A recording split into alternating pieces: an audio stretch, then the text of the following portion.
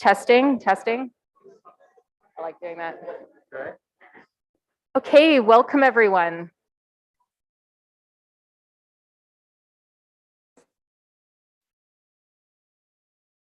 So welcome everyone to one of our first in-person lectures in a very long time. My name is Terry Peters. I'll be the host of the evening and I'm co-chair of the Department of Architectural Science lecture committee along with Professor Will Galloway here. I'd like to welcome everyone here in person and also to our live stream attendees. This lecture series is designed to be a learning opportunity for our students and to connect with the wider architecture community. Our lecture committee of students and faculty decided on our speakers this year to provide opportunities to engage with issues facing our profession and the building industry. This lecture is the first in our lecture series for 2022-2023 and is part of the closing event to the Cornelia Oberlander Genus Loci exhibition, currently on show in the Paul H. Cocker Gallery just next door, here in our building. So the exhibition closes tomorrow, so it's your last chance to see it tonight and tomorrow during the day. The Cornelia Oberlander Genus Loci is organized as part of the Poole Center of Design by the Art Gallery of Alberta and the West Vancouver Art Museum. It's curated by Amory Calvelli and Dr. Hilary Letwin. Both the exhibition and tonight's lecture are made possible with contributions from the Cornelia Oberlander Funds, Canadian Centre for Architecture in Montreal, and funded by the Government of Canada with additional support for tonight's lecture from the Ontario Association of Architects and the Royal Architectural Institute of Canada. I will now share our land acknowledgement. Toronto Metropolitan University sits on lands that are now known as Toronto, which are inhabited for millennia by many Indigenous nations and peoples. It is our tradition to begin our meetings with a land acknowledgement, which not only recognizes the enduring presence and resilience of Indigenous peoples in our area, but is also a reminder that we are all accountable to these relationships. Toronto is in the dish with one spoon territory. The dish with one spoon is a treaty between the Anishinaabe, Mississaugas, and Haudenosaunee that bound them to share this territory and to protect the land. Subsequent Indigenous nations and peoples, Europeans and all newcomers have been welcomed into this treaty in the spirit of friendship and respect. It is in this spirit and on behalf of the university, our department, and all in architectural science faculty, I welcome you tonight. Will? Hello, so my name is Will Galloway, and I'm working with Terry. I'm co-chair of the DAS lecture committee this year. So tonight, as you can see in front of us, we have the man himself, Joseph Fry, who's going to be giving a lecture. He's an inspiring landscape architect and founding principal of Hapa Collaborative from Vancouver in Canada. So first of all, thank you for coming.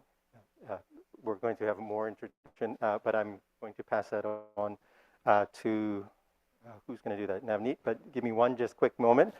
Just a few logistics. If you have any questions, the lecture is going to be about 45 or 50 minutes long. If you have a question, can you keep it for yourself and just sort of hold it in until after the lecture, and then we'll go around and we have time to ask and answer questions. So me and Stefano, who hopefully is also around somewhere, we'll have microphones and your questions will be answered. So just be sure not to forget your amazing questions while you're hearing the lecture. Okay, so let me pass this off to Navneet. Hi, I'm Navneet, and I would just like to take a minute and introduce our speaker for the evening, Joseph Fry, who is a landscape architect and founding principal of Hapa Collaborative. He's a vocal advocate of Vancouver's public realm and the role of landscape architecture. He's dedicated to deepening our collective understanding and investment in civil placemaking.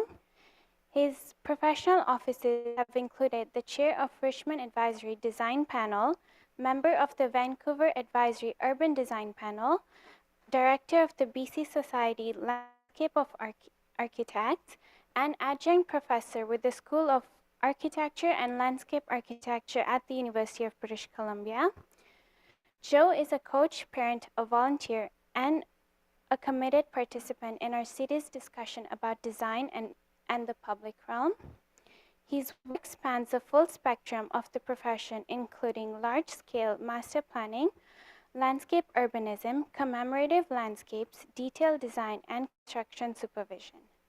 This evening, Joe will review the work that his practice has been involved in over 14 years and discuss how Hapa has interacted with the work of the mid-century modernists in Vancouver, specifically Cornelia Oberlander's signature cities, including the Square at Vancouver Art Gallery and the Museum of Anthropology at the University of British Columbia. In his talk, he will also examine how landscape architecture as a profession has evolved. In this age of reconciliation, to be more multiculturally literate, to be a voice for stories who would be otherwise unheard. Thank you, and let's give a warm welcome to Joseph Fry.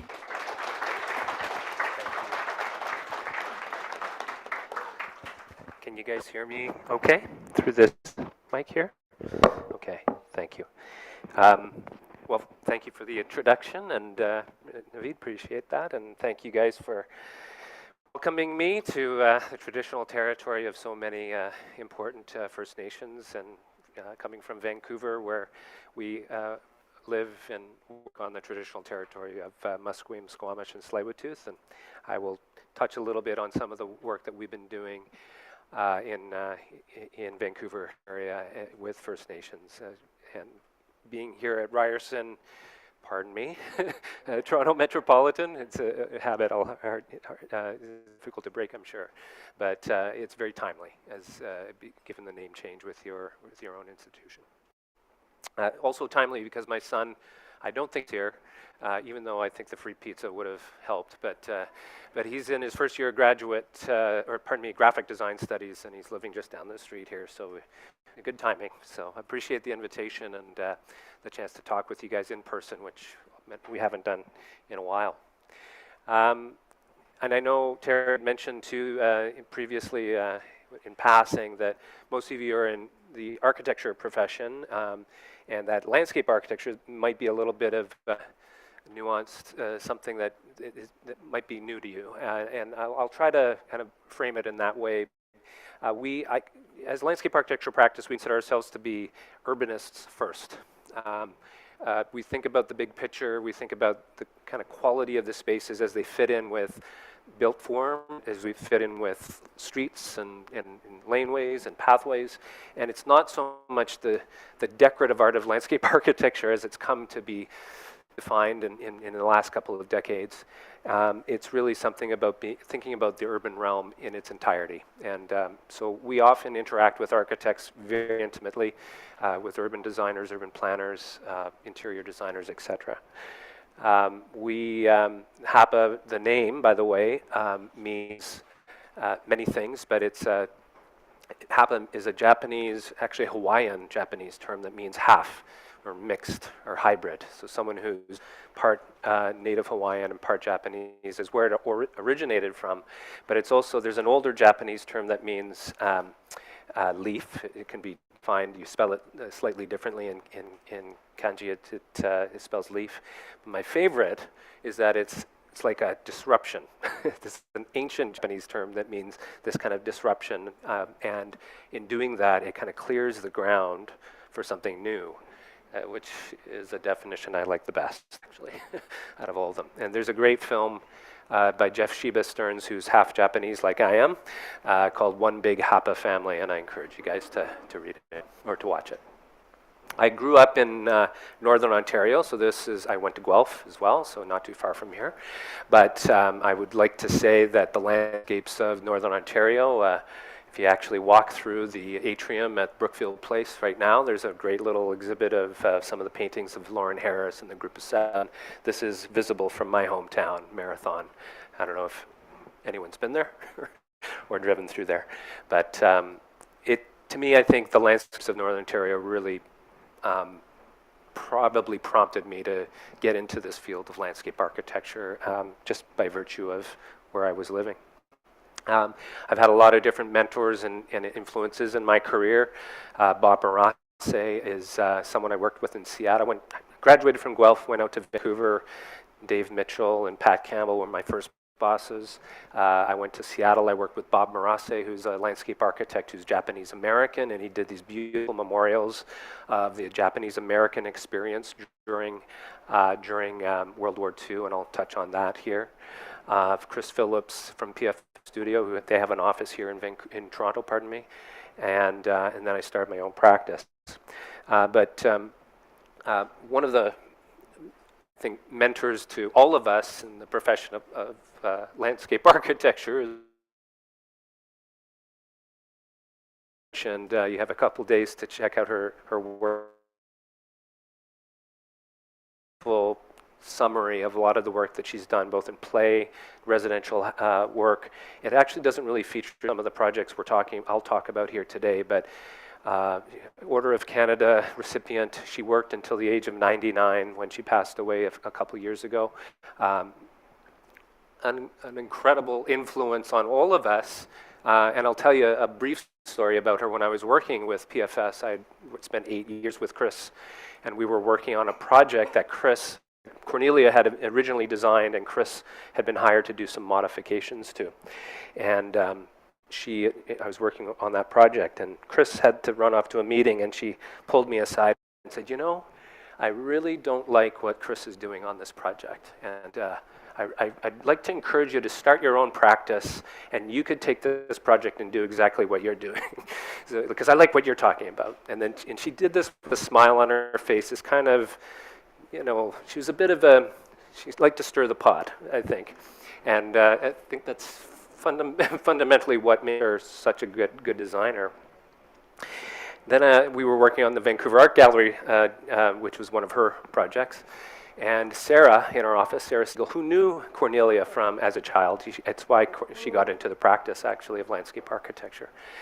We started work on this plaza that Cornelia had started, and she pulled Sarah. I found this out afterwards. She pulled Sarah aside and said, I really don't like what Joe's doing on this project, and I think you should start your own practice, and you can do what you're talking about. So and again, the same smile that you see here is how she shares it. But I think if there's one thing that Cornelia has always been, is an amazing researcher. She knew her plant material like almost prescriptively. I heard stories where Schmidt nurseries out of Wisconsin, they supply almost a lot of the trees. They grow a lot of the trees in North America. She would call Thomas at Schmidt Nursery every week to find out what's in the nursery, what's growing, what works.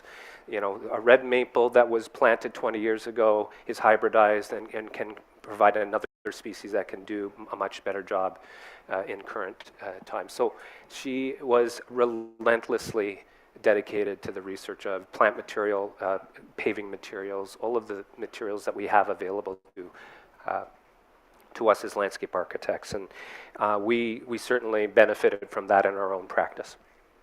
So I'm going to tell a story about maybe four or five projects. The first of which is back in 2013. We had been it started Hapa in 2008, really just starting. And we got involved with this project that Nick Milkovich, who we share an office space with. Nick Milkovich is a disciple, worked for Arthur Erickson for many years. In fact, Nick, I'm going to share the cursor. You guys can see that? Okay, perfect. So Nick did a lot of this is the courthouse in Robson Square. Robson Square is 3 blocks of the center of Vancouver. Nick did a lot of the detailed design of the courthouse, and actually did some of the model making back in the 70s. We were asked by the City of Vancouver to look at the North Plaza of the old courthouse, the old Vancouver courthouse, which is now the Vancouver Art Gallery. And this is like the unfinished piece of this 3 blocks of urban space in the City of Vancouver. And again, we're 3 years into this, right? Like we're just fairly new, and we we were just interested in pursuing this, and we communicated with Nick, we got our team together, and we won the job. It's an amazing space, historically speaking, when you think of it from even just post-colonial scenario. This is the old Hotel Vancouver in the back of the image. This is the Duke of Connaught in front of the actual courthouse here, which had just been built, 1912. This is 100 years ago. And this is the space as it functioned back then, horse-drawn carriages collecting around the space. And it's always been a space that has kind of functioned as this primary gathering place, but the quality and the character of it has evolved and changed over time. So previously a lawn with these kind of very decorative Beaux-Arts style of formal response to this Beaux-Arts building. Then the lawn started to fail. They started to pave over this space and create more of a formal relationship to the front door. The front door actually turned into the back door when the Vancouver Art Gallery joined, and so this front door is no longer used as the access to the building. This fountain in the middle here is a 1967 ceremonial fountain that was built to actually prevent collection of people in the space. The Socrate government at the time didn't like the protests that were going on in here, so they built this fountain. I'll tell a bit of a story about that too. But it's always been a place where demonstration has happened, regardless, and it's been always been that played that role, whether it's small gatherings like the gay rights movement back in the 60s, or this is Occupy on the left, Occupy movement back in 2011, the jazz festival. Notice the fountain not really doing its job of deterring people, but still providing a little. Can you guys guess what this is? This is 420. 420 marijuana advocacy celebration. I mean, this is like 50,000 people, closing down all the streets. So it's always kind of functioned in this way. But it's taken a little bit of abuse, and Lance Spirulowitz, who worked on our design team, he described it in a very apt way of it's been largely forgotten. He got this kind of death by benign neglect. No one really is paying attention to it. This bark mulch that they lay down here is actually on top of a vault that houses about $100 million worth of art. So it's the reason why it's kind of treated this way is because it's just really not safe from a waterproofing perspective. So, which is partly the reason why we got involved in this project. It was about repairing the roof of that vault. So we started getting involved, and I want to say the first thing that we did with this project is we had about a $3 million budget to replace the waterproofing on top of the vault below and do all the reparation, landscape work on top. And we said that's not enough money. You need more.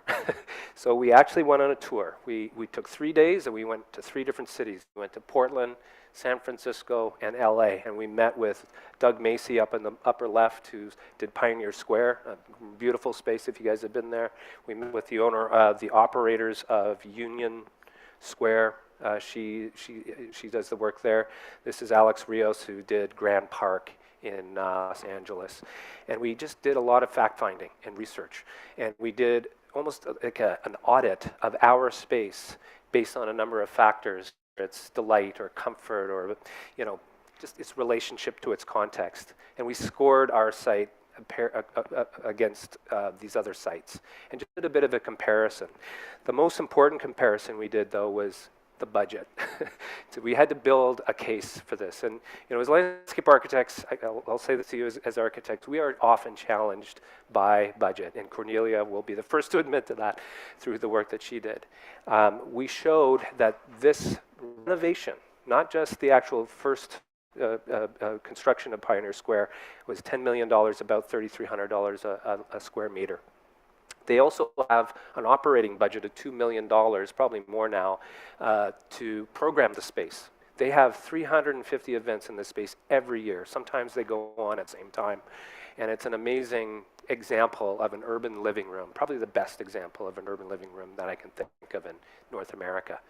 Half a block away, Director Park, designed by Laurie Olin.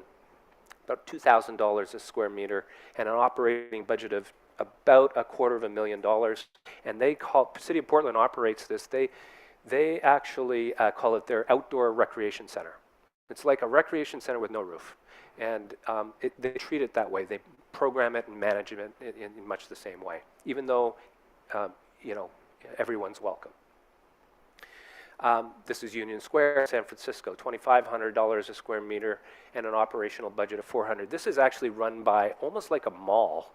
It's kind of, they have a BOD, they call it, which helps to own, not own, but operate, maintain, and program this space. So unlike Pioneer Square, if someone's skateboarding through here, someone will be there to say, nope, pick that up, and you're not allowed to skateboard. So it's treated in a kind of hybrid of public-private, which was very odd, very American actually, but a little odd.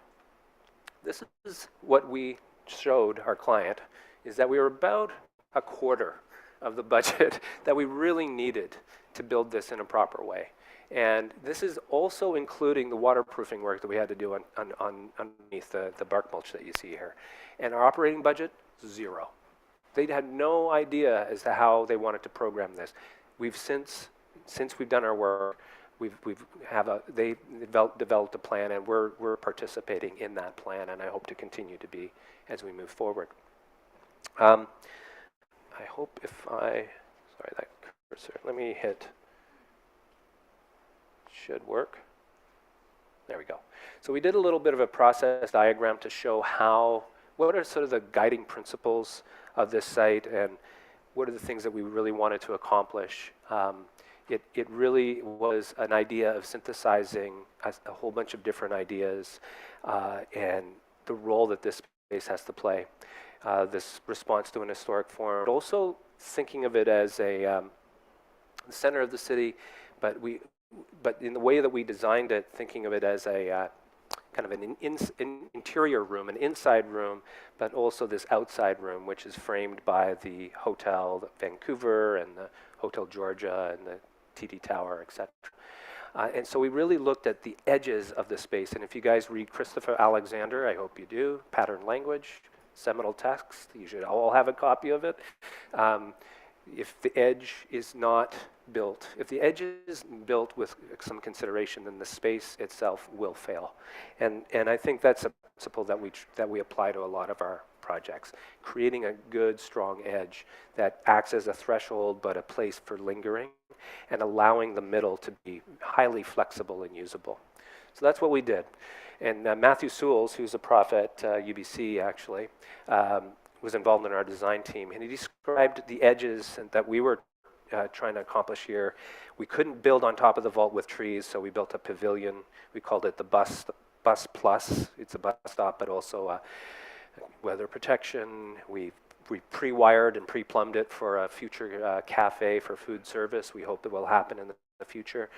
It's a lantern for the space. It's really well lit and acts as a bit of a draw and attractant for activity. But we couldn't plant trees. We were able to extend the trees along the edge of the Hotel Vancouver and along Georgia Street, and also along, this is Howe, with the side garden as well. So what we're doing is providing what Matthew called the social confetti, right? The little places, benches and edges and shade and weather protection that allow the middle of the space to really be highly functional and flexible. The Vancouver, quickly, the Vancouver Jazz Festival programs this space. The Taiwanese Jazz Festival programs this space. The movie guys in Vancouver, they fill this space with their with every possible tractor and trailer. So while there is no operational budget, it is highly used by all of these different people. We sampled a lot of the materials of the Hotel Vancouver, some of the pink granite that you see in some of the buildings around there, pinkish hue to them. Arthur Erickson even talked about using more vivid colors or brighter colors in this Vancouver climate. He always liked using hints of pink. And so we actually incorporated that into our paving pattern. This is some drawings that Sarah developed. I can tell you a bit of a story about how we arrived at this pattern, but it's really based on the golden section, which is the front of the building. Again, something I urge you guys to read about, but the scale and space of the facade and the relationship of this plaza to the facade is all based on that proportion. And our paving was kind of derived from that. But we couldn't afford a water feature, so we're like, okay, why don't we treat the paving? We know it's going to have a certain color, but when it's wet, there's certain things that'll pop out in the middle of our rainy Vancouver climate. So we use a combination of concrete and pink granite, which is from Princeton, BC. Very unique whitish pink granite that creates this pattern.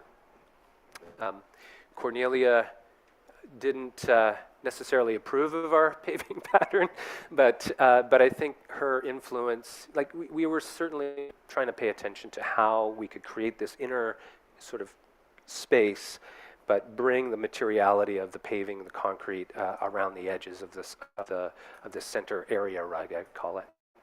And we had some great discussions around it.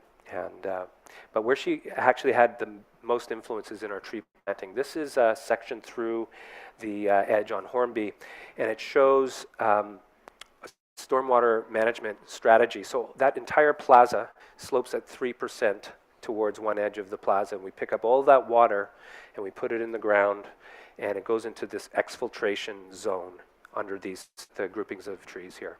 So you can see the pipes that kind of feed this area. So when it rains, this becomes saturated with rainwater, and then it overflows to the storm that sits out here in the street. And as a result, we've got this passive irrigation for these trees. And Cornelia had recommended knotted maple that she had planted along Hornby. If you guys have been in Vancouver, the double row of red maple along Hornby, beautiful, beautiful, the best streetscape in Vancouver. We continued that double row, same 5.5 meter on center spacing, but the species we chose was based on her recommendations for red point, red maple. And it's interesting how the 3 blocks of Robson now become a bit of an urban laboratory for how trees perform based on their species selection, the ground condition that you create for them, and the fact that we're able to irrigate these passively. They're right now they're beginning to turn red, and they are fantastic. They look great. So and she also recommended some other species as well. In terms of materials for seating, we love using wood, natural wood, but when we use wood, we use it in a big, robust, thick way. Our wood on the BC coast and in Canada in general is a little softer. We can't use tropical hardwood. We prefer not to. So when we use the wood, we 10 inches, 12 inches thick. I've just met with the mill in Squamish, north of Vancouver. This is where this wood comes from, up in the Pemberton Valley. Sustainably harvested, second growth forest, fir, cedar, and hemlock. And we try to make the connections as simple as possible. So it's just a single ready rod through. We did some interesting sort of chamfered pieces here that they milled. And this is actually, some of these materials came from, they were supposed to be used for hydro poles. We ended up using them for decking. So trying to be adaptive to all of our scenarios. Wood is also, more comfortable to sit on. We just, if it does get damaged or needs repair, it's a really easy, simple way to replace it. Some of the other more intimate, bike deterrents or skateboard deterrents if necessary. This bench here is 30 meters long. It's taller in one end and shorter in the other, so it accommodates different heights, different ranges. And this is this kind of social confetti that Matthew was talking about, creating a little bit of the everyday conditions at the edge of the site. If you want, it doesn't matter where you live. If it's cold out, you'll sit in the sun. If it's warm out, you'll sit in the shade. And that's an irrefutable truth. Doesn't matter where you live. And so I think we're trying to accommodate that in this space. What that allows for is the middle of the space to be super flexible. So we had first Truth and Reconciliation Day was here. We had Greta Thunberg, where she's bottom right. You can see her there behind one of the representatives from Musqueam. some protests, climate strike was here, and all of the other more celebratory events. This space can fit about 5,000 to 6,000 people, and that's our intention there, is to really clear the deck to allow this immense kind of flexibility. I was actually driving past it earlier this summer, and there were 3 events going on at the same time. There was people protesting their government in Colombia. There was the anti-loggers over in another corner, and then the Jesus Saves people with their placards, all going on at the same time. It's chaos, and it's what makes these spaces so usable, flexible, desirable. And I just thought that was awesome. On the other side of the art gallery, so the art gallery is to the North Plaza is up here, and this is the annex. So Robson Square, way back in the 70s, Robson Street was meant to be pedestrian only. Arthur and Cornelia wanted this to be just pedestrian. They actually wanted to have trams go through here, buses, etc. And if you've been to Vancouver, you'll know that this is below the street. Actually, I found out this while we were working on the project, they actually anticipated the SkyTrain to go underground here, and that this would be the station. You can kind of flow up and out. Never happened. So this subterranean space down below has always been a little bit of a underutilized, let's say, but there's a skating rink underneath these domes. So we did a little bit of test cases here, and we started to program this for pedestrian use, and we were able to actually convert this to a fully pedestrianized space with the annex on the right-hand side here, and Cornelia's landscape mound. One of the first spaces I ever went to in Vancouver, standing on the top of this mound, surrounded by vegetation, looking up at the skyline of the city. You could be in this kind of wild environment in the middle of the city. It was a really successful idea of that. But we also like the idea of lining the edge of that mound with more seating in the shade, taking away the asphalt and the curbs, and just reapplying the same paving that she had developed with Arthur through the middle. This top of this mast, by the way, at Friday at 5 o'clock, there's the first 7 notes of Loverboy's song, Working for the Weekend, is broadcast from the top of this. So yeah, every day at 5 o'clock on Friday. So great public art piece. So this is the original planting plan that Cornelia had developed. A lot of non-native material. There's a lot of ivy that's still remnant there. It's tough to get rid of. A lot of decorative rhododendrons, etc. Japanese maples. Brianna in our office developed a planting plan that, because we had to remove a lot of this material, looked at rewilding this mound in accordance with some of the more principles that Cornelia had really wanted to apply to her later work. In fact, I think, I can say later work, I think she was really leading the charge through the 70s, 80s in using plant material that is native to the BC coast or in wherever she was working. And so we were, again, consulted with her. We heard a lot of her opinions on what should work and what couldn't. And we started to apply this to the site. We were able to execute a little bit less than what we show here, but hopefully more in the future. This is, it's interesting how when the asphalt was there, even though it was closed to vehicles, people still walked on the sidewalk. The curb was there. So once we got rid of the curb, all of a sudden, the nature of the space kind of changed. It wasn't linear like a street. It was actually more width and depth to it than I think people perceive it. Just taking away those curbs and allowing these edges to be sittable and occupiable, right? So I'm just amazed at how much it has transformed. People still move through, they still walk through, but the edges are a little bit more inviting and encourage a bit of lingering. We finished the planting a year ago, end of August, and this is all native Kinnikinick, Salal, etc., all native plants. And then the Truth and Reconciliation protests began. I don't know if any of you have been in Vancouver lately, but the space is now pretty fully occupied with a kind of an ongoing protest. And this is part of that work. So I hope the plants will survive despite some of these intrusions. So happy to answer a few questions about that. That was a really big project for us, 2013. Move fast forward to about 2018. I mentioned to you I'm part Japanese. My mom's side of the family is Japanese. My dad's side is born in Chatham area here. And my mom was actually, my mom's family was in Vancouver in the 30s. They were moved in 1942 due to the World War II. All Japanese had to be evacuated from the coast. It's kind of a sorry history here in Canada. It happened in the States as well. But my mom was born in Spokane during the internment years, moved to Ontario and met my dad here. I now live in Steveston, which is where the Japanese fishing community lived at the time of the war. And these are photos from the fleet that was sort of rounded up and confiscated and then actually auctioned off to the highest bidder. This image here on the right is a story of people lining up on the train track to be moved to the interior. We were asked by the Steveston Japanese Cultural Association to develop a memorial. And initially they wanted to build a sculpture that was basically this woman and child here. And they said, well, just do a bronze sculpture, everyone will be happy. And we said, we really think that this deserves a little bit more than just another didactic kind of bronze.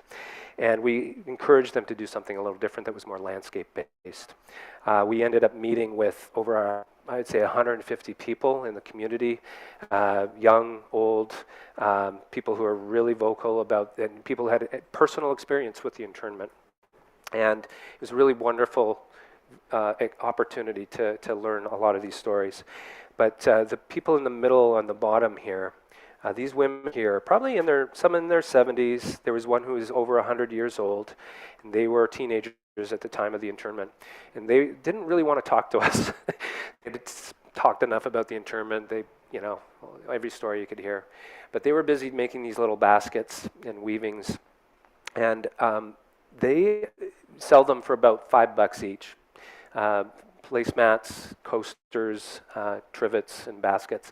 And they're made out of salmon can labels. So in wartime, they'd have little scraps of paper, and they would kind of assemble them and make little craft things. So they still do that today. In fact, Kenfico, the company, still prints these salmon can labels just for them. This salmon is long gone, but they print them just for these young ladies here. About 20 of them. And they sell them for about $5 each. We really love this idea that these weavings, and actually the other thing we found out about was these weavings are actually, when you translate it from Japanese, ishi, tatami, ami. Ishi means stone, tatami means like tatami, like paving or surface. Ami means weaving, I believe. Hanako would know best. She's Japanese, she speaks the language. So there's actually a call and response from what they were doing wartime and today, and what we started to apply to this project. And so our main gesture with this project is to really try to find pattern language. Hanako did all of these sketches, these kind of cuts with stone, and we ended up with something on the right here, which is really a use of material, one type of material. It's basalt, native basalt, local basalt, but treated 3 different ways. So smooth sawn finish, a bush hammered finish, and then a flame finish and a sawn finish as well. So just riffing on the patterns that we had seen these women preparing in their weavings. The site itself for the memorial was in the middle of an underutilized lawn adjacent to the tram building. It's just an historic recreation of the tram, which is how Japanese families were moved from Steveston. So this idea of coming and going was really locating this memorial, which is largely these boulders here in this field of paving. We also found a couple of trees. They're ume plums, Japanese plums. My grandmother would eat these plums. They're pickled, and good for your tummy, apparently, upset tummy. But they're actually from Wakayama Prefecture in Japan, and Wakayama is where many of the Japanese in Steveston came from. So they flower in about February, March in Vancouver, which is about the time that Japanese people were evacuated from Steveston. So it isn't just a story about leaving, it's about coming back as well, which many of them did. A lot of people wanted a bronze. They were just like, we want something we can touch. So we actually cast a map and cast the names of all of the sites of internment in the side of the stone, these big pieces of granite, and use these bronze buttons so that you can actually touch something. And I think that was quite an important aspect to this, to have something tactile. I'm still pursuing, my thesis project at school was actually a commemoration of a site in Northern Ontario where my family was moved as well. So to be continued. Lots of different opportunities to explore that story. I'm going to talk a little bit about Polygon Gallery, and then I'll talk about the Museum of Anthropology, and just want to watch our time here. So we've been working with the city of North Vancouver, which is on the north side of Burrard Inlet, looking at the city of Vancouver. An amazing transformation of their waterfront. If there's one waterfront that I think has worked exceptionally well, it's theirs. They really have figured out the way to program to convert spaces that have been completely inaccessible, waterfront, working waterfront that no one gaining access to. There's still some remnants of it here with the Washington Marine Group and their float, the Coppersmith Building, which is where they do some metal work. Right next to that is the Wallace shipyards, where they cut the pieces of metal that would be used to then weld onto these ships. So completely inaccessible to the public, and now the most dynamic waterfront, public waterfront in Vancouver. Part of this was looking at this site, which was actually cantilevered out over the water. This was all, we built a new cofferdam along this edge, but the original shoreline was back here. The Polygon Gallery is the creation of a gallery that had been up the hill, funded by the Polygon Homes. Michael O'Dane, who's a very important philanthropist, helped to finance this building, about a $15 million beautiful art gallery. And our components were really looking at the space between the gallery and the Coppersmith shop, which is now a restaurant, and the waterfront here, which is a continuation of Spirit Trail, which goes from right across. It's part of the Trans-Canada Trail. So one of the aspects, and the Washington Marine Group guys, the owner, that's his boat right there. It's like a small skyscraper on its side. It's massive. But part of our job here was to really look at creating a space that was putting the building on display, allowing for, again, we talk about mass void, we talk about edges and enclosure. I think it took a lot of confidence in ourselves, not just me, but our team, to think of this space as almost being empty, but that the activation of the space and the use of it by people, by the public, helps to make it come to life. And the references. By the way, Lonsdale is down here. If you're driving down Lonsdale and this is full of water, it's got the skim coat of water, it reflects light the same as Burrard Inlet that you're looking at in the background. So it's kind of mimicking where the original shoreline was. But we also were riffing on Japanese, Zen gardens. We were riffing on sort of natural forms and materiality of beaches and water.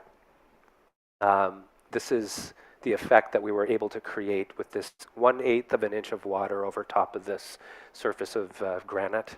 And we serrated the granite. We cut it such that it receives, it actually kind of creates a bit of a moire effect with the water.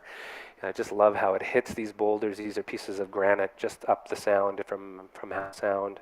And this kind of mirrored effect and almost soothing effect that resulted from a lot of technical studies that we did to get the patterning just right.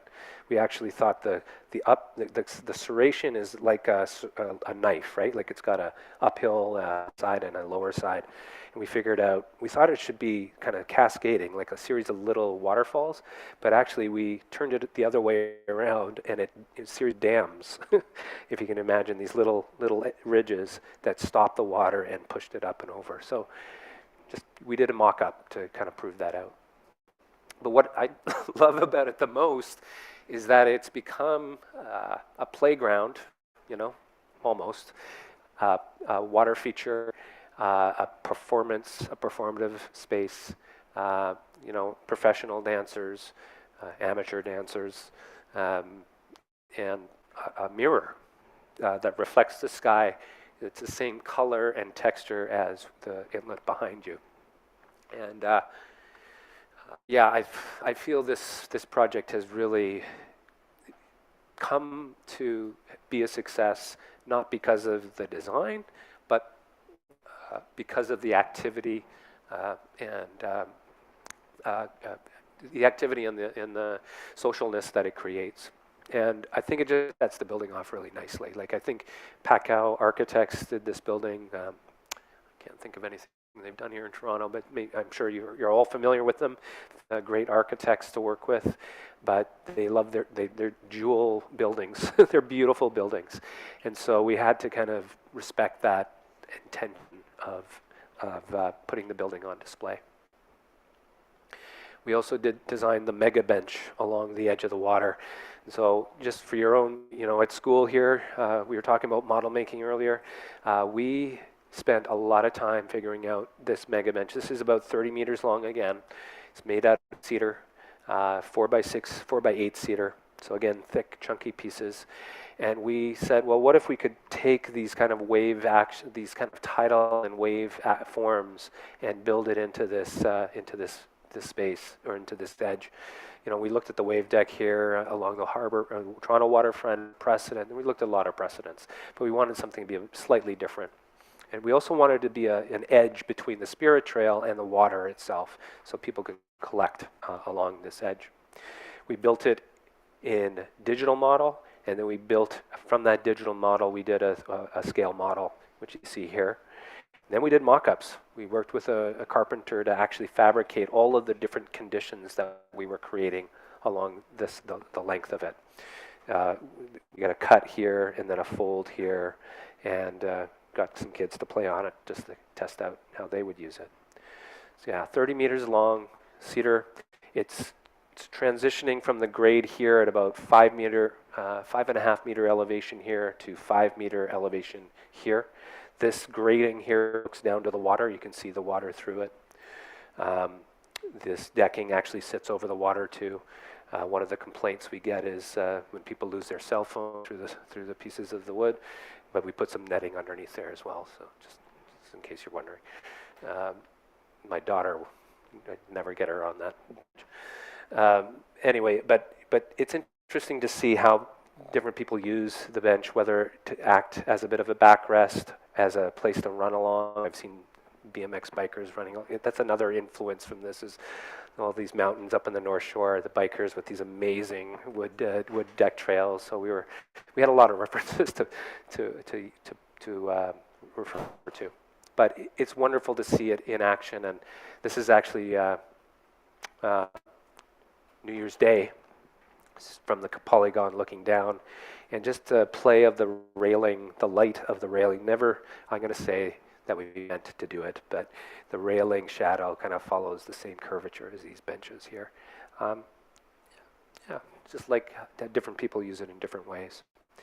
It's been a real success, and we've had the opportunity to work on some sites adjacent to this as well, at the Shipyards Commons, and which is an outdoor skating rink, covered, but also a big draw and success.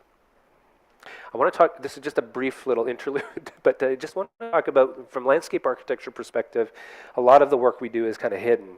And you know, I've also heard, in particular with some of the projects I showed you earlier, this kind of hidden sort of signifiers, like we can talk about semiotics of, you know, the sign and what it means, right? And I feel that landscape architects very quiet, reserved, and we don't trumpet our work. But this is just to show that there's a lot going on underneath with the work we do. This is a site in downtown Vancouver where it just looks like a typical streetscape, a lot of different street stairs, edges, patios, planters, etc. But we're working really hard to make the urban forest condition work as a part of the infrastructure. It's not decorative. Trees are not decorative in the urban landscape. They are part of the way that the city works. And they have a function in terms of water uptake, transpiration, evaporation, management of a resource, which, as we all know, is becoming more and more important. This is showing that section that we prepared for another site in Victoria, where we're working with silva cells, soil cells that actually capture and contain water, provide soil volume that is not compressed on, urban trees, particularly in East, in Toronto, etc., really struggle in urban environments. The average street tree lasts maybe 10 years, And we need to do a better job as landscape architects for advocate for good soil volume, good water management, right species, the right tree in the right place. And there's a lot of work that goes into that to make that function. It's not just about plunking a tree in the ground and making it work. And you also have to think about all of the utilities that go in here, electrical, gas, power, everything that can sometimes conflict with that. But to me, it's a really important aspect of the work that is somewhat hidden. There's a project near UBC called Menno Hall, which is going to be a mixed use of student housing, rental housing, and a Center for Global Peace Studies. And another thing that I think we try to do is to refer, we are students of our profession. We describe this little landscape as a grotto. So I had the opportunity to travel in Italy, probably 5 years ago, and travel through Florence and Venice. And you guys should all be doing that. You should all be traveling and learning from your experiences. But this grotto, the sense of a grotto, in a contemporary sense, that is fronting onto in the back of this image, where the right here is where the Global Peace Studies amphitheater looks down and into this water feature that is below the street, and is surrounded by these kind of cantilevered forms and span forms, also parking underneath. So it's a really contemporary example of it. But on top of all of that is the operational performance of this water feature. It's not just a decorative, put a bunch of potable water in a pond and recirculate it. We're actually collecting rainwater off of the roofs, putting it in this detention tank here. That detention tank helps to create, it has a bit of surge to it. So when I say surge, additional volume for when it really rains, to be able to take the surge off of the stormwater system. It fills up and then is clean, goes through some filtering, and then we allow it to be recirculated in this space. So this is, it's largely rainwater. It will be topped up in times of drought, but it is really functioning as a way of managing a resource that is integrated in the entirety of the building. And we're working with civil to figure out ways to detain more water on the roof here. So using root green roofs with a blue horizon, we call it, a little bit of storage on the roof, just underneath the sedums, and a little bit more surge in the pond itself. And Menno, and we've also referring to some stories about the client itself in the base, the grotto itself. Okay, last project is a Museum of Anthropology. Has anyone been here? I hope you guys have all seen it. I would argue Arthur Erickson's most, I like it the best, personally. Robson Square, Simon Fraser, lots of great examples, but this building, I think, is really quite beautiful. Unfortunately, the Great Hall here on the right has just been demolished. A bit of a shock, I'm sure, to some of you, but It is actually seismically never suited for the collection of totems that you see here in the bottom left. In an earthquake event, this would have toppled right on top of each other and would have destroyed all of these things. So for 50 years, this building has kind of been in the state of just kind of waiting for the big one. So Nick Milkovich, again, did the models in Arthur's office in the 70s, is the architect for the rebuilding of the Great Hall. It is currently under construction. They're working through all the glazing, the concrete to match and kind of maintain a relationship to the original building. But they're going to be built on top of an isolation pad. So I'm sure you guys will get into this in your studies here.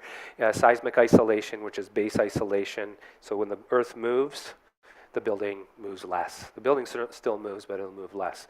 There's a seismic gap between the new building and the landscape that you see in front here of about 2 feet.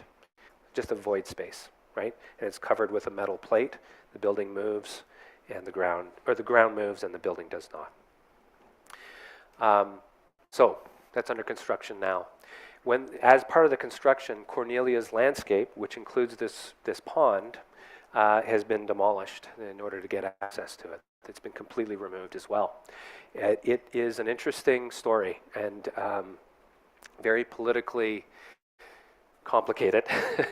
It's on UBC property. It's run by its own private, the museum itself. It's a landscape and a building together, a really successful example of one that was designed and built in the 70s to mimic a inlet of a North Coast First Nations, the Haida. So this pond is meant to kind of wrap around this mound shape here, a pretty high mound, and right here and along this edge, a series of Haida houses, mortuary house, a long house, and totems were placed. This site is on Musqueam traditional territory. Musqueam were combatants with the Haida. The Haida would have war parties that would come down from the Haida Gwaii into the Burrard Inlet, and this site was the place of perspective where Musqueam scouts would be on the lookout for the war parties coming into the strait, and actually act as a scout for all of the other First Nations up the inlet and up the river. The placement of the Haida elements, again, by a colonial, post-colonial design team of the, Arthur and Cornelia, has always been a sticking point for Musqueam. And only now, with this renovation of the Great Hall and the landscape, have we had an opportunity to really correct the narrative.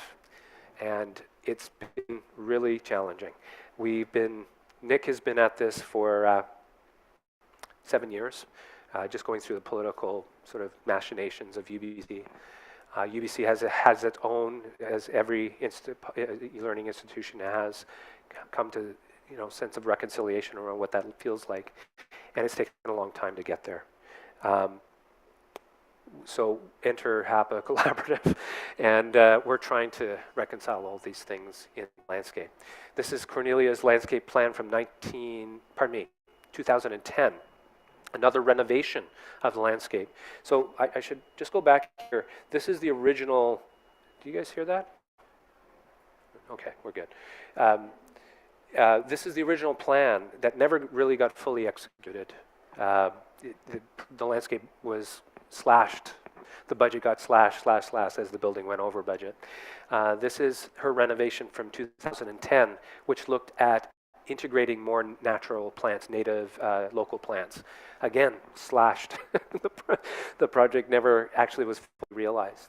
And so we're now in 2022 working with Musqueam as our client, along with the Museum of Anthropology, to develop a new narrative for the site. And it takes time. It takes a lot of effort. It takes a lot of negotiation and stepping forward, but then stepping back a little as well. And we tried to develop a series of sketches that shows that what we heard, essentially.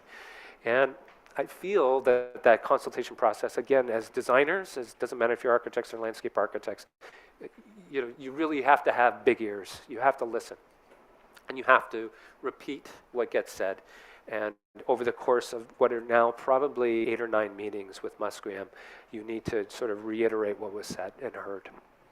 But at the same time, as designers, we are experts, right? Like, I mean, we might not be experts in certain ethnobotanical things or traditional knowledge, but we bring a certain expertise to the table, and you need to be willing to put your work out, and for it to be criticized, which we have experienced. But I think it's just as a message to all of you guys as young designers, you have to put your work out there and subject it to the critique, both at school and in the working world. What we ended up with is a scheme that looked at all of the site as a set of gardens. Now, when we talk about landscapes, a lot of people assume that these are naturalized landscapes, the forest, the meadow, this aquatic, this water garden. In fact, Musqueam cultivate these landscapes. They forage in these landscapes. They modify these landscapes such that they're not fully natural. They are influenced by First Nations use of these spaces. My favorite story is the meadow garden here. Yeah, Camas. Sorry, where's my pointer? Bottom left here. Camassia quamash is a food. It's like a potato. It's a little tuber. It's about the size of your finger. It grows in meadows, hairy oak meadows. It is cultivated by First Nations. They actually will burn, prescribe burn, essentially, these meadows to clear out some of the undesirable plants. And then they will dig in the ground to cultivate these tubers to grow for the next growing season. And they come out in the spring with this purple flower, and they'll dig them out of the ground in the fall, and they will steam them. They'll light a fire, warm up these rocks, put the tubers on top, put seaweed on top of that, and steam them, essentially. And they taste like a potato, apparently. So I guess the point we're trying to make here is that this garden tradition we're trying to reinterpret what that actually means, in from an indigenous perspective, and figure out ways to satisfy a lot of the cultural work and uses of the land that become part of the narrative for the museum itself, right? Like, the museum wants to bring people out into this space and help them learn. So now, just today, even this morning, we're going through a plant audit, making sure that the plant selections are appropriate, that they are truly native, which is some of the challenges that Cornelia had when she did her landscape renovation in 2010. We didn't have native plants. We didn't have the same proliferation of nurseries that grow and create the materials we need that are demanded now. So now we're working with seed suppliers to get truly native seed for the meadows, etc. And some modifications we're actually making to the water.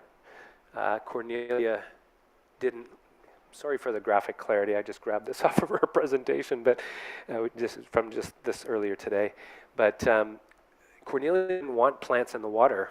She actually wanted the reflective surface of the water to be, and the line between the terrestrial landscape and the water landscape to be really, really clear. In our discussion with Musqueam, by the way, the name, at least my understanding, people of the rivergrass, there's a plant that is the origin story of their name. And so we're now looking at integrating aquatic plants into the pond and blurring that line between terrestrial, riparian, and aquatic planting. And we've also started to think about not just plant material, but the species, birds, insects, amphibians that are all inhabiting these spaces too, as First Nations would as well. We've been working very closely with Vanessa Campbell. She's the chief linguist with Musqueam. It's it's a language that is maybe 30 people speak fluently, maybe less. This knowledge is very precious when we talk about plant names and nomenclature. There are some plants that they don't want to share with us. There are plants that there's lost knowledge. They don't know what the name is of that plant. But we're trying to catalog this on behalf of the entire university and start applying this with some, some thoughtfulness, make sure that it's the right plant in the right place. Larry Grant, I hope you guys, again, there's learning is not just about design, it's about understanding cultural stories. Larry Grant, who's an elder with Musqueam, there's a documentary about him on CBC. I think it's on CBC Gem, if you Google it. Larry Grant is an elder. He's in his 80s, maybe 90s. He's part Musqueam and part Chinese.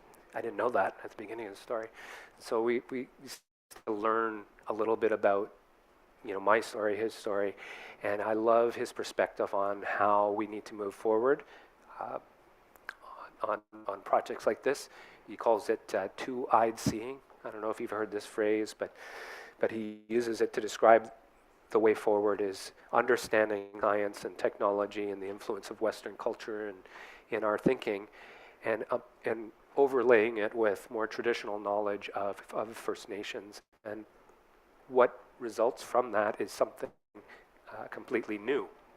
And so I'm hopeful that our process here, whether it's thinking about little social spaces within the forest, these are one of several sketches that we prepared for this site to think about how the museum program can extend out and not necessarily be didactic. What I mean by that is a bunch of plaques in the site describing what you're seeing, but to actually just be immersed in the space and learn by experiencing it. So this is one of our first sketches, showing some modifications, showing how the forest garden, which is kind of underutilized right now, becomes a trail through. We're proposing that we introduce a rivulet here that connects to not an inlet, not a Haida inlet, but an estuary. So thinking of it in a river, the sense of a river. So the same forms, the same terrain, it's actually being maintained, but we're correcting the narrative, as we like to say. We're looking at some modifications to the front as well. So it's really about creating a vision, and the first part of that vision will be adapting this as part of the reconstruction work for the Great Hall. So stay tuned. It's going to be under construction. If any of you are in Vancouver, I encourage you to visit UBC and see how you can actually walk around the site. I'm hopeful that this planting will happen in probably the fall next year, but we'll see. So that's all I wanted to show you, and I'd be happy to answer any questions that you may have. But thank you for your time.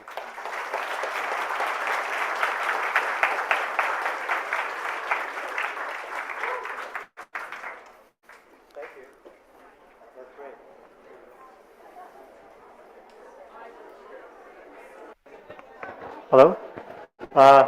Do you want to do this actually? So now's the time for questions. We have enough time to ask quite a few questions actually. So who's first? You want to raise your hand? There must be so many questions. You want to use this right in here?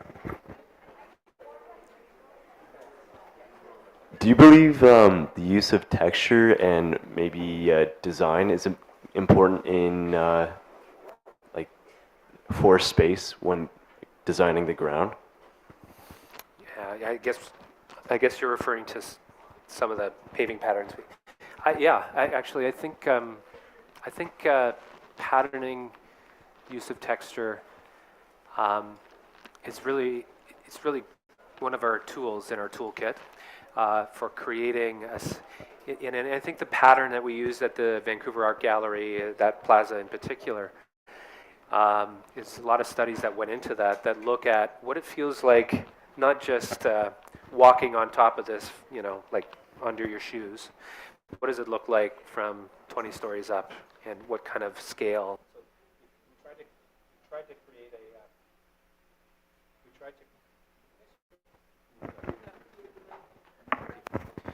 we tried to create we tried to create a pattern that was responsive to a number of different scales. And sometimes it can be really subtle. Sometimes it's really, it has to be big and bold, depending on where you're at. But I think that's very similar in architecture, in thinking of materials for surfaces that you're walking on and what you're looking at. I got something going on. But yeah, it's very important. And it's also thinking about the materials that you're patterning with, right? The resiliency of them.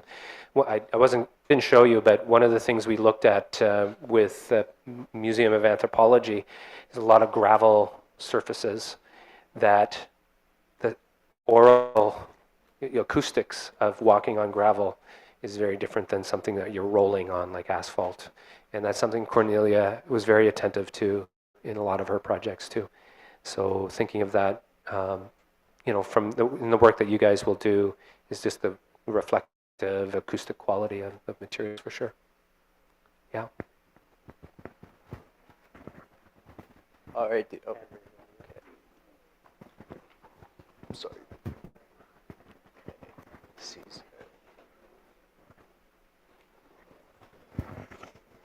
Hello.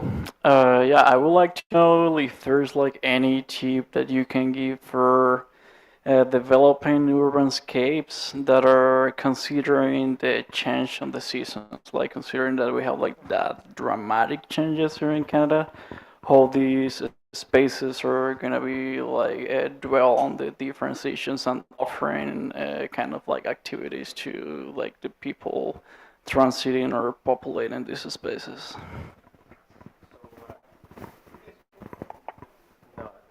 Hello? Oh, thank you.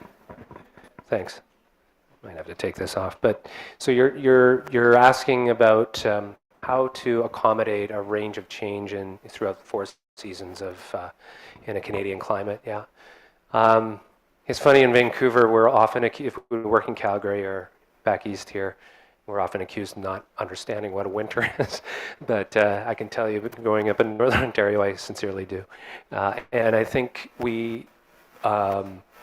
Yeah, I mean, we're working on a project in Edmonton right now where Edmonton considers it itself a winter city, right? And there's great examples of how to integrate public space and skating trails and outdoor surfaces that are comfortable. And, thinking about microclimate is a big aspect of the work we do. Again, it doesn't matter where you are in the world. If you're cold, you want to sit in the sun.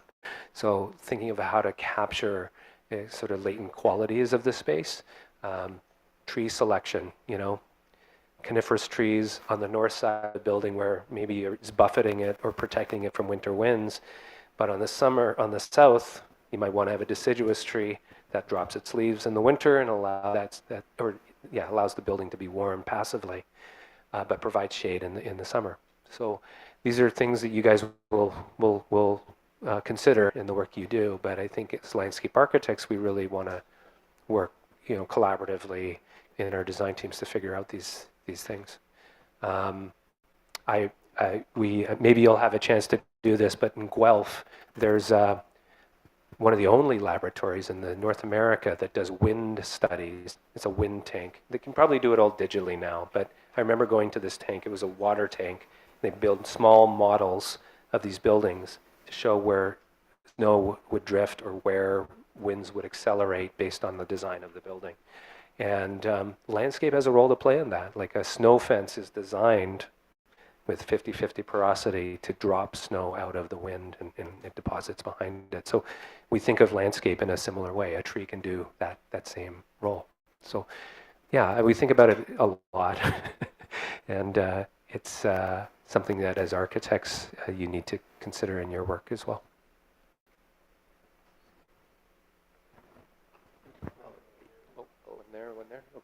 I'll go on this.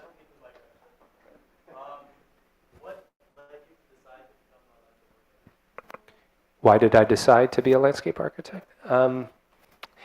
As I mentioned, I grew up in North Shore of Lake Superior. It's where the boreal forest comes to meet the Canadian Shield, to meet the Great Lakes.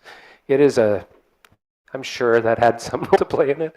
I remember wanting to study architecture. I think I actually applied to Ryerson at the time, U of T, Guelph, and UBC. But I decided on landscape in part. My dad was also a forester, so I think there's this kind of natural progression from one profession to the other. So I joked with him often, like he cuts down all the trees and I plant them all. But I think he would argue that.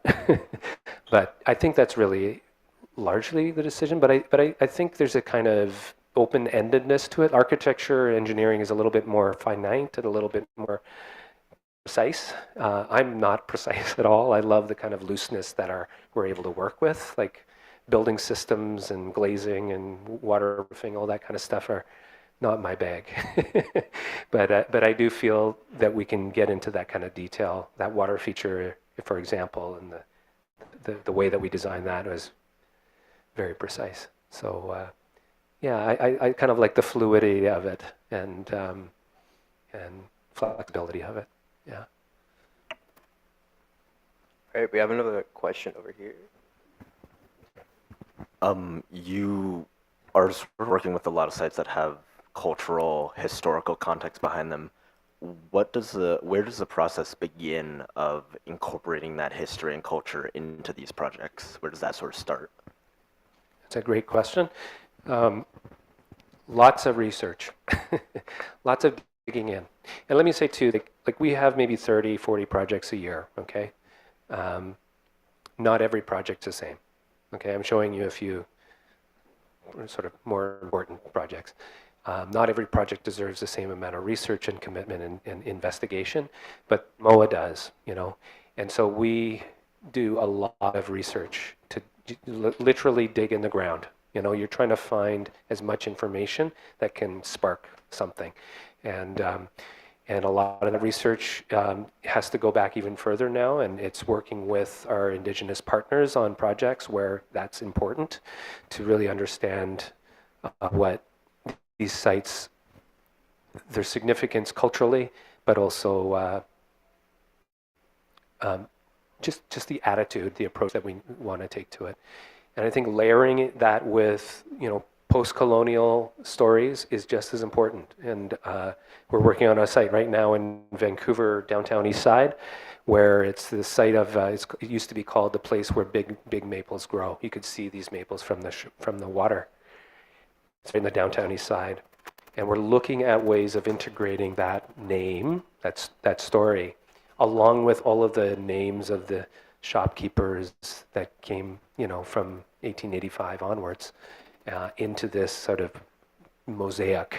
We call it a scroll or a historic mosaic, and try to do that in a clever way. It's challenging, but I mean, we wouldn't know that unless we did the research. You know, so you got to dig in.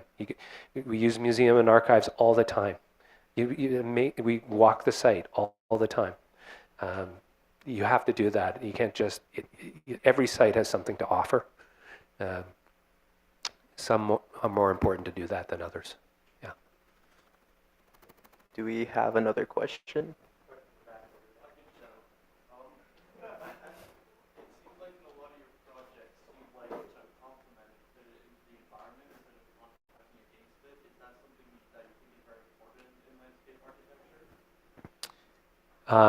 Did you say contrast with the environment?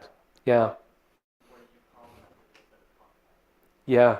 Yeah, I think that's an important principle to, I would say, you know, Vancouver is a bit of a known for its mid-century modern architecture, right? Like Robson Square, and great examples of it. And I would say that idea of contrast and complement is on display with Robson Square, right? This little mound, this hillock, is supposed to represent nature surrounded by Arthur's buildings. And that play between the two is really, it emphasizes, it strengthens both, right? It strengthens a kind of architectural form and makes the garden even more special. So I'd say that we try to do that. And, you know, I would say that with the water feature in front of the Polygon Gallery, like that's really just about this kind of eruption of landform or rock out of a plain, right? That idea of contrast, I think, is really at play there too. I think we try to be as bold as we can, right? Like I feel like we can get lost in the details and the colors and the selection of material, but I think sometimes you just got to hang on to one big idea and make sure that that's carried through despite challenges, whether it's political pressure or budget or differences of opinion. There's always one big idea you try to hang on to and hang on for dear life as much as you can. Did we have a hand over here? Hi. So you talked about. You mentioned how Cornelia was very particular about her plants. As you move around from site to site, or as you move across Canada, your time is going to be a lot different. How do you go about getting someone who knows kind of the local horticulture practice? How do you go about finding Yeah, learning as much as you can from the people who know more. We're working in Edmonton, we're working in Calgary, we're working in my hometown actually, and we're just starting a project there in Marathon in Northern Ontario, Zone 2B, right? So people in my office are like, well, we know these plants can work, they meet this certain zone, and I can I know that they will not, like it won't, the sumac will not survive on that site. It's because I know, but for the sites that we're kind of coming into, like we really depend on the knowledge of horticulturalists, nursery people, the people that are growing the material. Like we might spec a plant that we love and think it's beautiful and might work, and it's just not available. Like it's just not grown. Like how would we even consider planting it if it's not available to us? So we have to do a lot of research. We have to, as Cornelia did, right? Talk to people, get on the phone, talk to them face to face, go to their nurseries. Like I was in Squamish 2 days ago to work with the guys who actually mill pieces of 12 by 12 fir and to know how they actually fabricate it. I went next door to the stone guys, so I know what's the size and range that we're going to be able to work with. You have to be face to face, touching this stuff, and knowing what it looks like and feels like, and that's how you get to be an expert as much as you can. And it's not just plant material; like it's everything, right? So yeah. Does that? I don't know if that. Yeah. Thank you. We have time for a few more questions. It's nice out, I know. Thank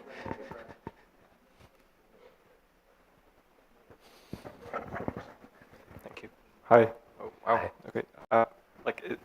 Is there anything that you have in mind, like, if you had more budget for the Vancouver Art Gallery project? Right. And, like, has someone ever suggested, like, for people who don't like that fountain, like, taking it away? The one that was in the middle? Yeah. Yeah. Well, we did take it away. Oh, you did take it away? Yeah. Oh, I see. In Okay. fact, Cornelia, so when we first started that project, that fountain was built in 1967, right? The big, the more formal one. That was built in 1967 by the Socred government, Grace McCarthy, to deter congregation of people in that space. There's a sculpture in the middle, was a sculpture in the middle of it. It's a big rock. And we saw a plaque when we first started working on the project. It said, this sculpture is built to recognize the 4 founding nations of Vancouver: the English, the Scottish, the Welsh, and I can't remember. And as soon as we saw that plaque and we made the client aware that, it was gone the next day, right? So there's a lot of good reasons to remove it. And Cornelia, actually, she said, I know a beautiful little park in the edges of Vancouver where we can put that sculpture and no one will ever see it. That was, but so it's gone. It is gone. To answer your question about what we would do, you know, the Erickson plan actually had a similar approach to what we did in North Van, where it would be a surface that could be flooded, right? Like it could be just a little bit of water on top of it. It acts as a bit of reflecting, but you can take that water away and it can be open for events and celebrations and big activities. If we had the budget, that's what I would do. Yeah, and I guess we kind of did it at the Polygon. Yeah. So for the Museum of Anthropology, are you guys working on the front of the landscape where you enter through the main entrance? Because I know that you have to, like, from UBC, you walk down a hill and you have to cross the road to get to the museum. Yes. So how, like, first of all, are you guys working on the landscaping on the front? We're looking, yeah, it's an interesting site. First of all, front and back, water side and land side, right? Yeah. So again, working with Musqueam, their traditional houses would be on the water. That would be the front. But we are working on the first phase of a larger vision. And that vision also includes the Haida pavilions being relocated and in the introduction of a Musqueam longhouse on the property. So our first phase is really just to respond to the requirements of the reconstruction, but our hope is that it's the first of many phases, including the roadside and the parking lot and improvements with the crossing over Marine Drive, etc. So yeah, and you know, landscape projects as Cornelia, 1977, 2010, actually 2002, 2010, she helped to create a series of phases over time.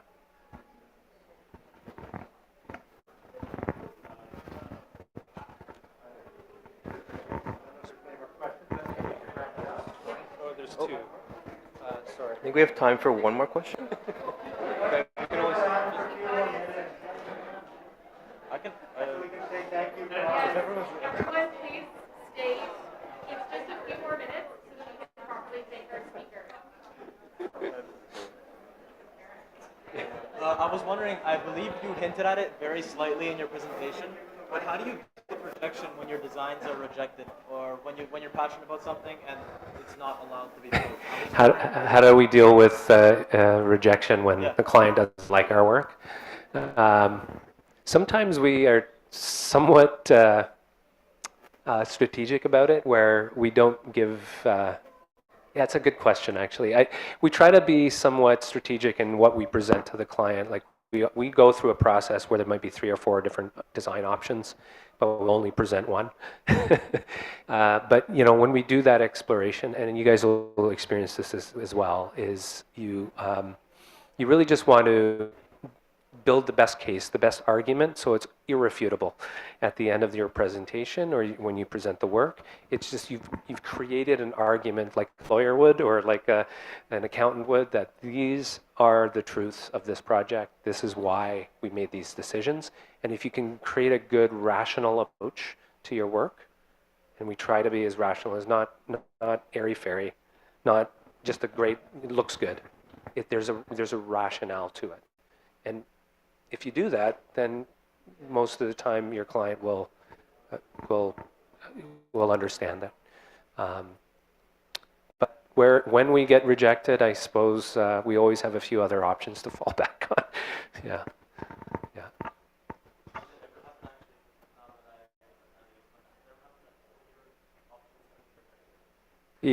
Yeah. I was at a city council present. There's another thing: is only present what you support. You know, like don't provide options that you're not going to get behind. We were at a council presentation in the city of Langley, and I showed 3 options, and we ended up with 5 options by the end of a 2-hour meeting with council, and it was a hybrid. It was the project almost failed because we left too many things unanswered. Be bold. Be you as designers, you are the expert. I mean, I hate to say that, but you are. You are hired for giving confidence to a client and the work that you're preparing. So I think that you need to kind of cultivate that in the work that you do, and be prepared for rejection. we all get rejected. Anything else? Right. There's maybe one last question. I had a last one over here. One here, and then the last question will be there. You mentioned the edge of the Robson Square having kind of a clear threshold and an unprogrammed or flexible space in the center. Do you see this as a formulation or more of a situational approach? And then I guess my second question would be, how do you personally define an edge? Right. I'll start with this second question, an edge, right? Like, again, it could be a grade transition. It could be something where it creates a bit of a step up, down. It could be a canopy of trees that you actually have to kind of duck underneath to kind of pass through. Like, I often describe the canopy of trees as like going into a Japanese restaurant where you actually encouraged to bow and kind of enter into the space. That's a threshold, it's an edge. Something you can link, like something comfortable, right? A bench or a wall that you can lean against, something that's in the sun, or actually taking advantage of the aspect, the microclimate that it is, that encourages people to stay, right? An edge is something that encourages lingering. And by doing that, it makes the space in the center a little bit more usable, valuable. Again, going through Italy and visiting, my favorite space in Italy was the Piazza del Campo in Siena. If you guys know the space, it's like Mecca for landscape architects.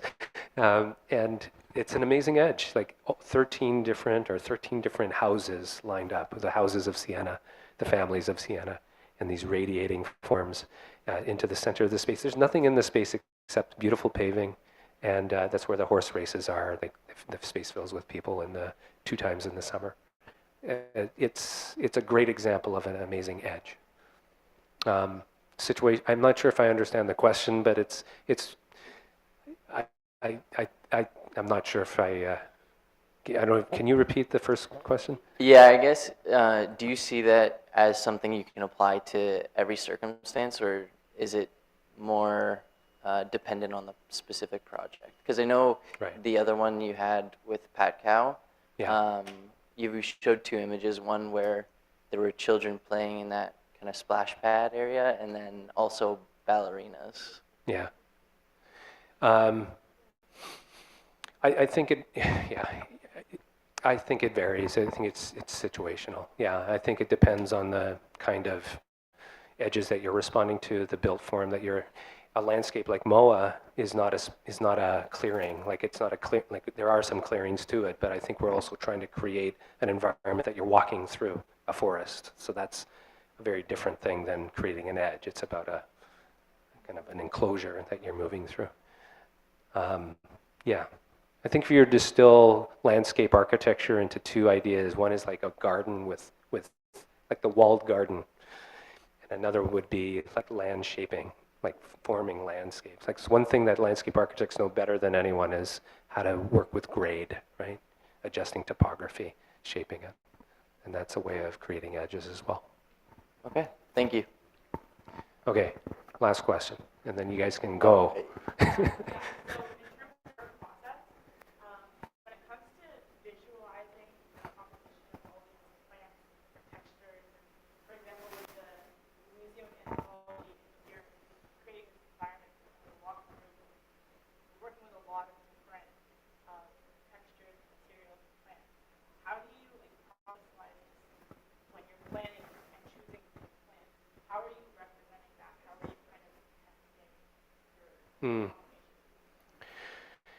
That's a great question. I think of it more in I think, first of all, I think right now in our process with that, we're at more of a macro scale where we're looking at larger garden spaces, meadow, forest, water, and thinking about transition between those two. Like, so, but I think when we get down into the details of planting design, we'll think about, like for example, Larry wanted us to think about pollinating species along a path that encourages hummingbirds and butterflies to reside. So red currant is a plant we know attracts both. So we would probably try to utilize that plant in groupings that creates almost a vector, right, for birds and insects to move along. And then something at a lower level ground cover that complements that and provides habitat for some other species. But also thinking about it from an aesthetic perspective, you know, like creating views through the forest. Ribes are big plants, fern are down here. So it's about creating a sense of variation along that route using the plants. And I think we haven't gotten to that stage yet, but I think planting design and the use of all of these different layers of height, texture, and color we'll certainly get into to create as much variation as we can. Yeah. Yes. Yes. We draw them. We draw them. Yeah, I think drawing is probably the best tool for doing that, to be honest, to begin with, just to show mass and form and texture. Modeling it, I don't see it that as much value, although we have programs like Enscape that we use. It's a digital modeling, rendering program. It's not that good, actually, for landscape. It's great for buildings, but the plant selection is just not really correct. Maybe 5 years from now, it'll get better. But I think drawing it and kind of getting a sense of the texture, like actually doing it yourself, getting a feel for it is more important at this point. And just seeing them side by each, you know. Experience. Walking in a garden, seeing other examples of it and what you're seeing next to you is the best way to test it. Great. Thank you, guys. Thanks for sticking around.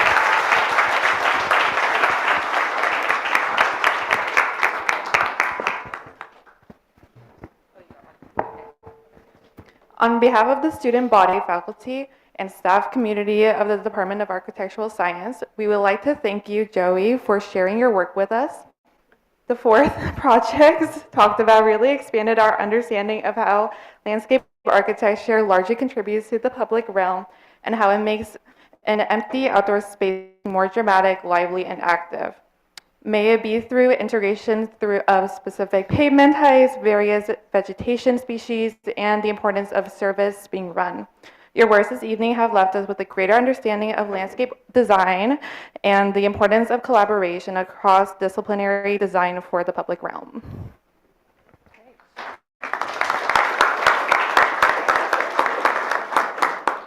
So yes, thank you again, Joseph, for joining this evening. And on behalf of the Department of Architectural Science, I'd like to thank everyone who joined us here tonight, and thanks to our team here, especially Bridget Dalama, Eileen Serrano, and our 2 technicians, Ivan and Leo, who've been very helpful, and also the student members of our committee. So this was the first in-person lecture that we had in this lecture series. So I hope you'll join us for the next lecture on October 27th, which will be Alfred Waugh from Formline. So reminder, if you wanted to see the gallery exhibition, it's only open for one more day. It closes at the end of the day tomorrow. Thank you very much, everyone.